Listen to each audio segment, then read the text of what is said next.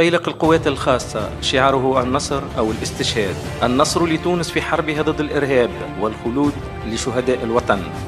فيلق القوات الخاصة أول وحدة عسكرية لتكوين المظليين والطلائع والكوموندو لفائدة كل الأسلاك النظامية. فالفيلق كان قبلة عديد المسؤولين من أرفع مستوى، فأول وآخر رئيس للجمهورية زار الفيلق ودون كلمات في السجل الذهبي. ومسايرة للوضع الإقليمي والدولي كان لابد للقيادة العسكرية أن تسبق الأحداث وتعيد النظر في أساليب وبرامج ومناهج التكوين والتدريب. فآفة الإرهاب هي ظاهرة عابرة للحدود، واكتوت بلهيب نارها عديد الدول دون تفرقة. ولتطوير مهارات وقدرات الكفاءات العسكرية لمجابهة هذه الآفة، تولت وزارة الدفاع الوطني الاستئناس بتجارب الآخرين وتعزيز التعاون في مجال التكوين والتدريب وتبادل الخبرات، والأهم تبادل المعلومات الاستخباراتية، لأن من يملك المعلومة يسيطر على الميدان.